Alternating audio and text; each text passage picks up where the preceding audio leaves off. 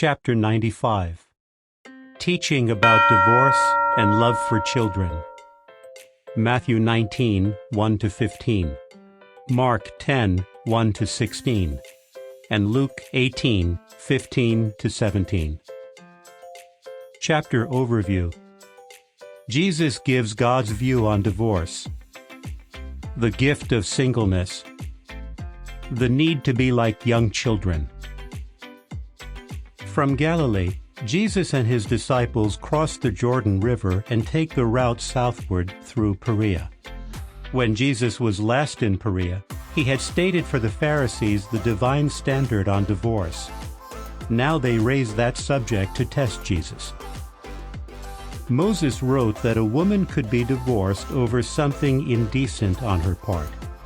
There are differing views as to what constitutes grounds for divorce. Some believe that rather minor issues are included. So the Pharisees ask, is it lawful for a man to divorce his wife on every sort of grounds? Matthew 19:3. Rather than appeal to human opinion, Jesus masterfully refers to God's design of marriage. Have you not read that the one who created them from the beginning made them male and female and said, "For this reason a man will leave his father and his mother and will stick to his wife, and the two will be one flesh," so that they are no longer two, but one flesh. Therefore, what God has yoked together, let no man put apart. Matthew 19, 4-6.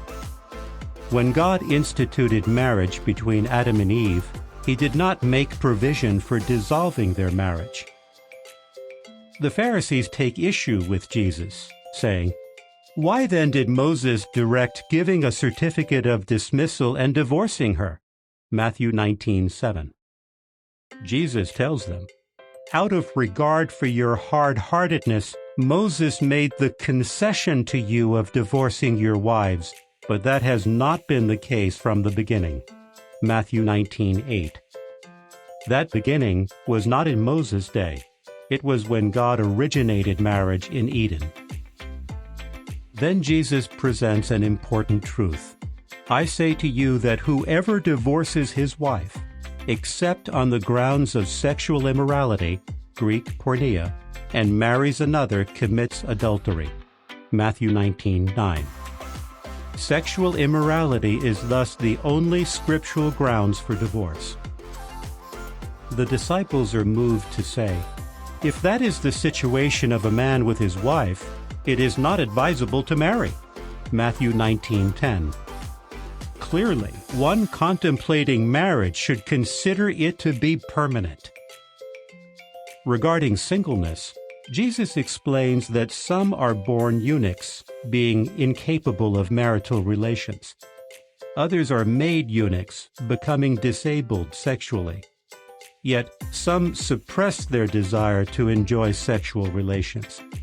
They do so in order to focus more fully on matters relating to the kingdom. Let the one who can make room for singleness make room for it, Jesus urges his listeners. Matthew 19:12. People now begin to bring their young children to Jesus. However, the disciples scold the people, likely wanting to keep Jesus from being bothered. On seeing this, Jesus becomes indignant and says to them, "Let the young children come to me.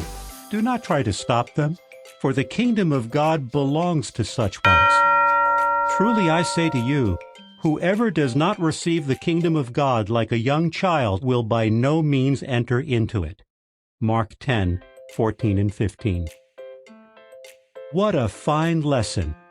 To receive God's kingdom, we must be meek and teachable, like young children. Jesus now shows his love for little ones by taking them into his arms and blessing them. And he has such tender love for all who receive the kingdom of God like a young child. Luke 18:17. Questions for review.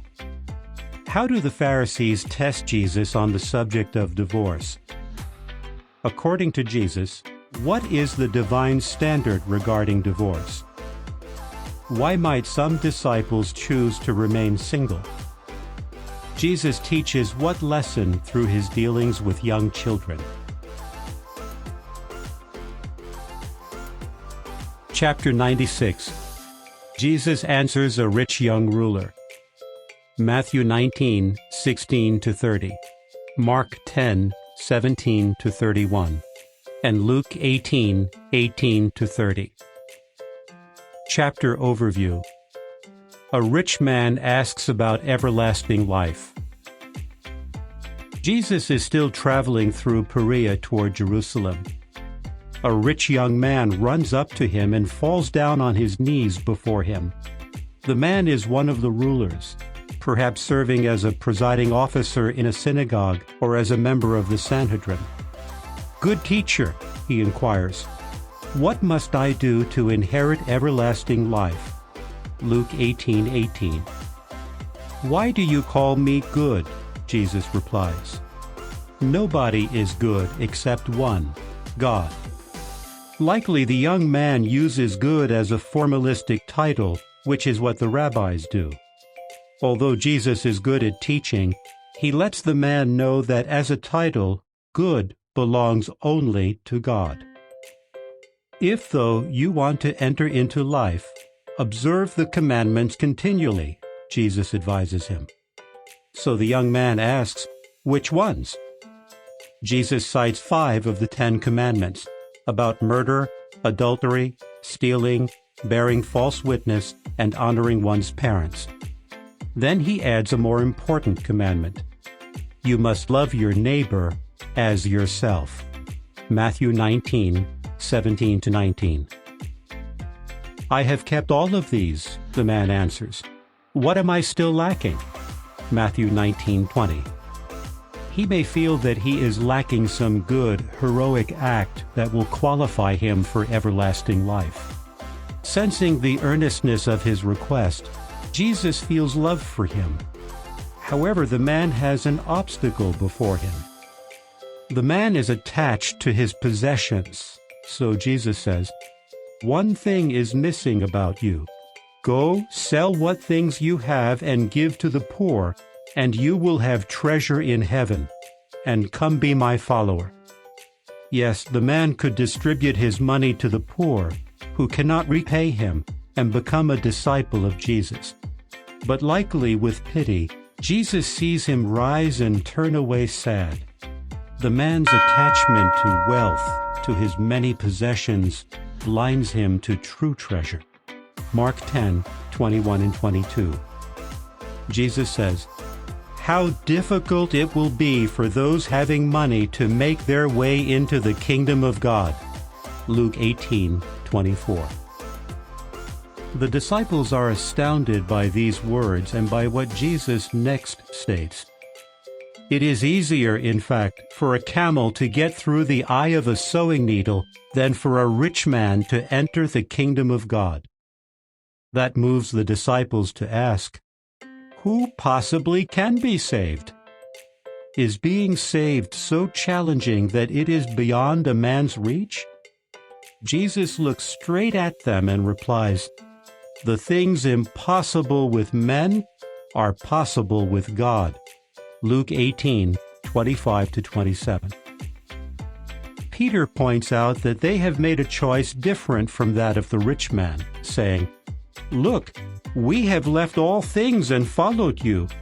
What then will there be for us?" Jesus mentions the final outcome of their right choice. In the recreation, when the Son of Man sits down on his glorious throne, you who have followed me will sit on 12 thrones, judging the 12 tribes of Israel. Matthew 19:27 and 28. Clearly, Jesus has in mind the future time on earth when there will be a recreation of conditions that existed in the Garden of Eden.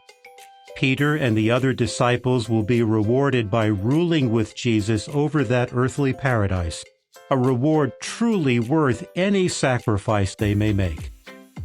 Yet the rewards are not all future. His disciples experience some right now. There is no one who has left house or wife or brothers or parents or children for the sake of the kingdom of God, Jesus states, who will not get many times more in this period of time and in the coming system of things, everlasting life. Luke 18:29 and 30.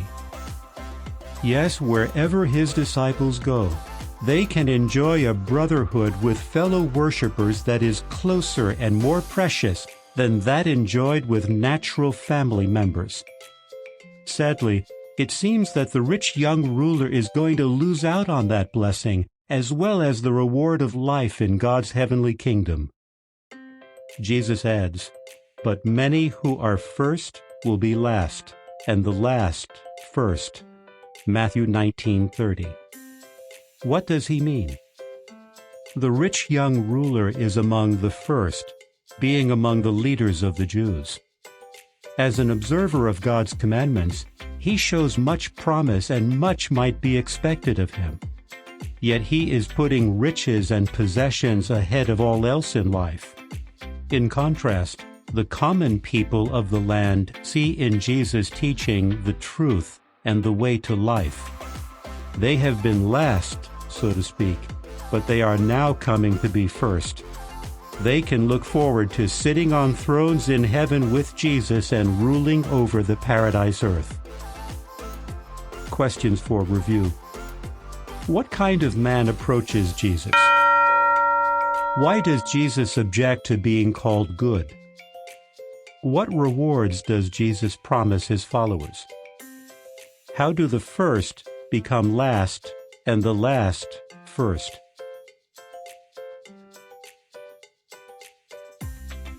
Chapter 97. Illustration of the workers in the vineyard. Matthew 20, 1-16.